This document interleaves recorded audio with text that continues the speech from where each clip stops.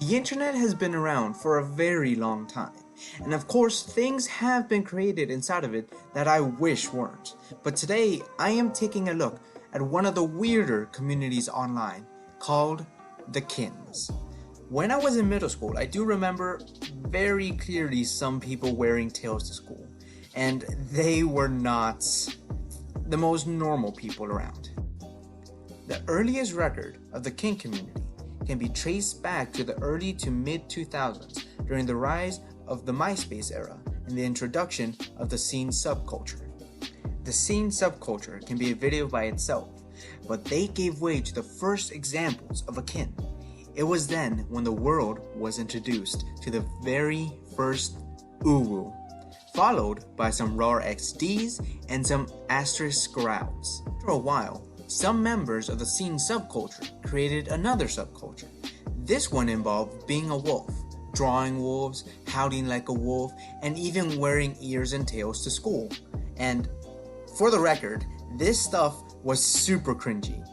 During this time, furries started to gain some traction, and given the furries and all the OOs, the kin subculture was born. During my research, I did some interviews with some active members of the kin community from both Reddit and Tumblr. Please don't harass these people. They're just a little quirky and they don't deserve any harassment. So I posted a request for any person interested to be interviewed on the subreddit r/Otherkin. And I got 2 people that were willing to be interviewed and explain to me about their perceived personas. I will not show their names out of respect for their privacy, but this is what they told me about their relationship with Otherkin. Hey, I'm an Angelkin. What do you want to know? Hey, first I'd like to thank you for accepting my offer. You didn't have to take it up, so I'm grateful. So first, is your name different from your angel name? Yes, my name is Harvey. My angel name is Harlot, or Harv. I remember heaven.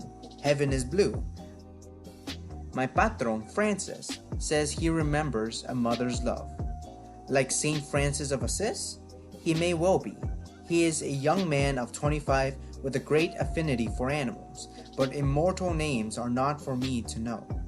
That's him. He loved animals. But what a coincidence, I studied theology and demonology at the monastery that Saint Francis of Assisi founded.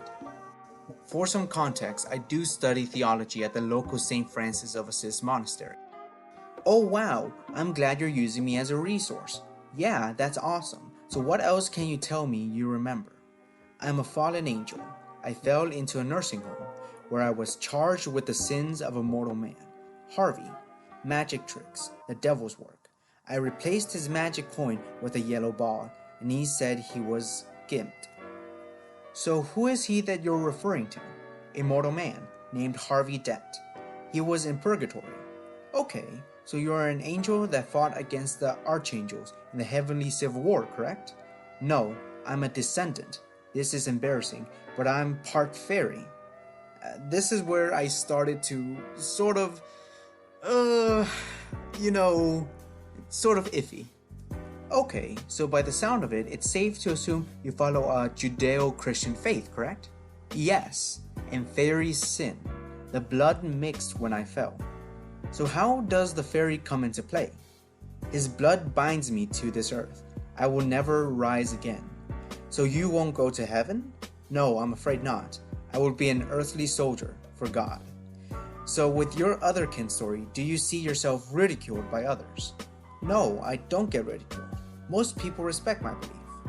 And what about the Judeo-Christian communities? Do they respect your beliefs as well? I have not been in church in years. I wouldn't know. Now, as someone who studies theology, reading all of this is pretty weird, I have to admit. Fairies and earthly bound and, bloodborne and all of that. For me, it's absolutely ridiculous. Then again, a lot of people think religion in general is ridiculous. But this is just one of the many examples in interviews I have done in the past. And in general, the kin community don't seem like a bunch of bad guys. They just seem like people who want to be part of a larger community or feel like they're part of a bigger picture, something that makes them special. You can't be charged for, wanting to be special, but for me, it's a little bit sad to hear these stories and interview these people. That is all I have for today's video, but I will be making more videos of people I have interviewed in the kink community. And I will also be having other videos about furries and just internet culture in general.